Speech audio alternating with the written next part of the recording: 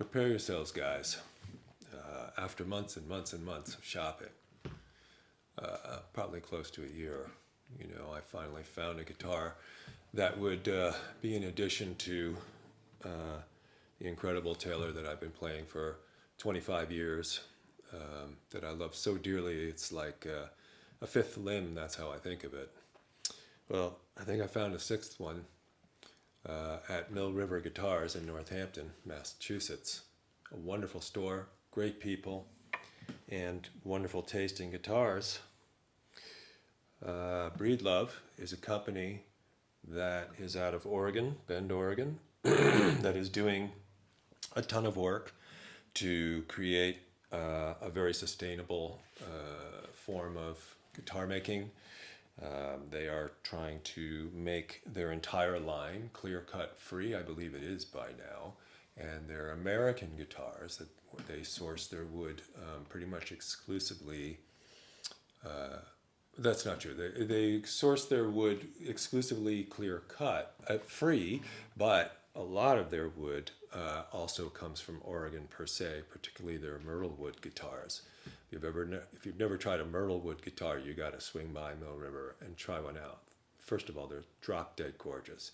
This is not a myrtle wood. This is the Indian rosewood back and sides, the much beloved rosewood. I've never had a rosewood guitar. And on the top, underneath this stunning tobacco sunburst, which they call edge burst, is rosewood. I've never played a rosewood guitar.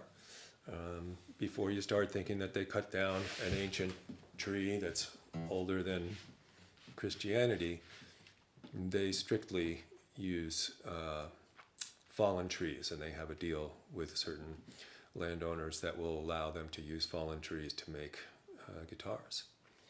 And finally, on their American series, Breedlove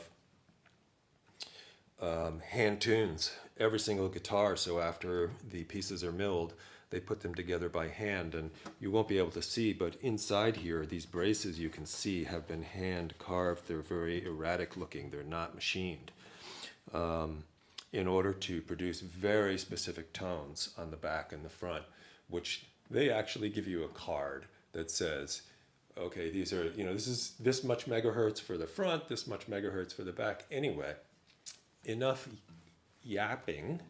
Let's hear a little guitar.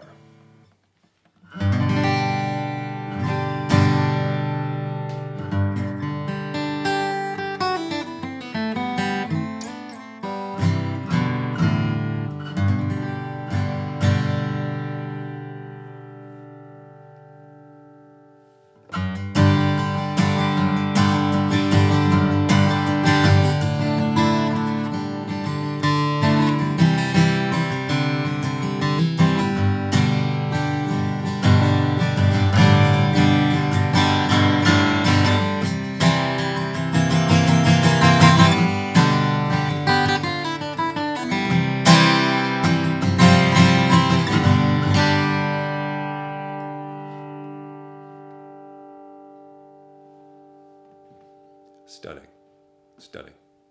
Well-balanced tone.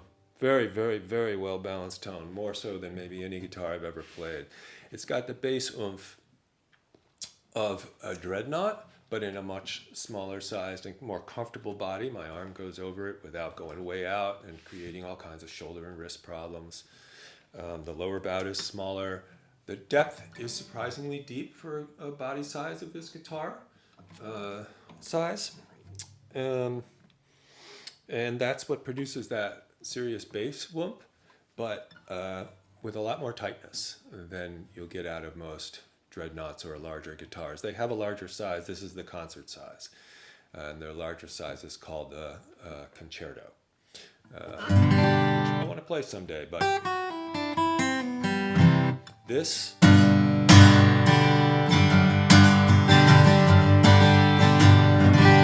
That's plenty of bass for me. I don't necessarily want more bass than that. I have an old Yamaha laminate from the 70s with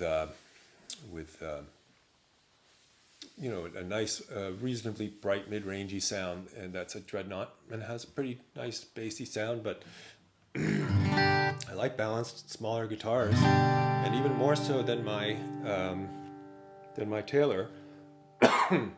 This has a nice, even sound to it. It's not so punchy in the mid-range. It's more rich. I adore my Taylor. It will never go out of rotation, but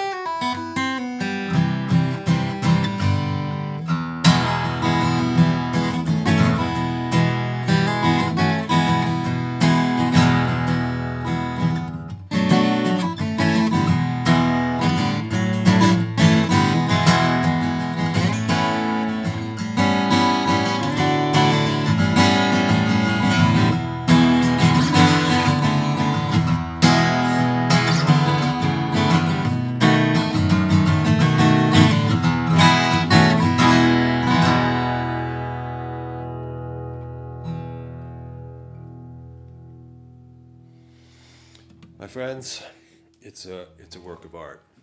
Couldn't be more excited. Thanks for listening. As always.